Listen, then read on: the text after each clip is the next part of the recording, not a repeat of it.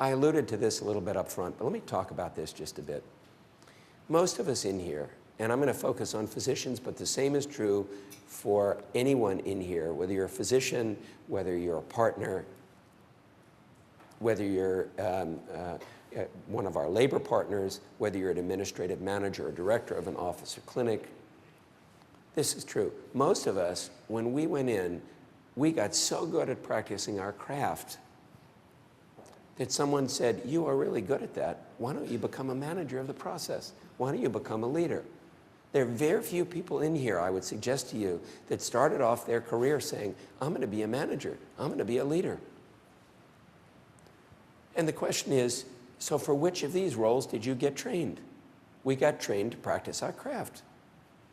We did not get trained to be a leader, that is to create vision.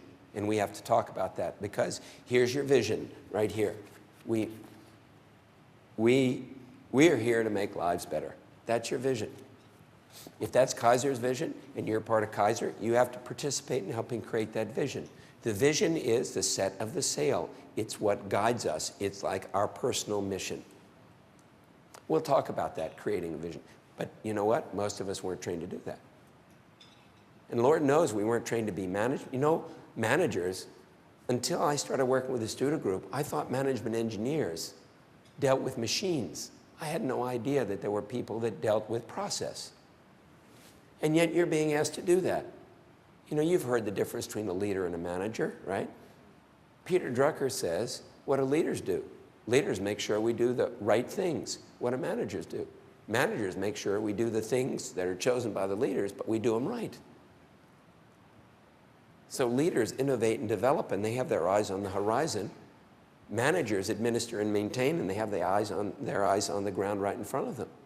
Leaders answer the question, what are we going to do and why are we going to do it? And managers answer the question, when are we going to do it and how are we going to do it? And you know what? Here's the issue. Everybody in here, you're being called upon every day to be a craftsman, to practice your craft, and to understand what your folks are doing. You're being called upon to be a leader, that is to communicate and help create vision, and you're being called upon to be a manager, to help manage process. And then how can you do that? Team player. It's, you know, getting everybody on board to help make it happen. Now, I did a presentation in Southern California for 600 nurses in Kaiser. And I asked this question, so let me ask you this question. You know, in business theory, ideal size of a team is 6 to 8. What do doctors think the ideal size of a team is?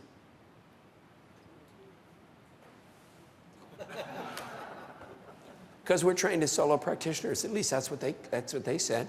And I heard a joke that I can share with you recently, because I'm being a physician, I can laugh at myself. E.E. Cummings, the great American poet, said, only he who can laugh at himself is nobody but himself. So how many doctors does it take to screw in a light bulb? One? Yeah, only one, but it has to revolve around them. Right? Now, you know, as I say, I can say that. I'm not being critical. It's just a fact. So we have to talk about, you know, how do we become team player? And so I'm going to go over each one of these roles with you. In fact, hopefully right before break, we'll talk about physician as healer, physician as craftsman, and then after break, we'll take some questions and talk about our other roles.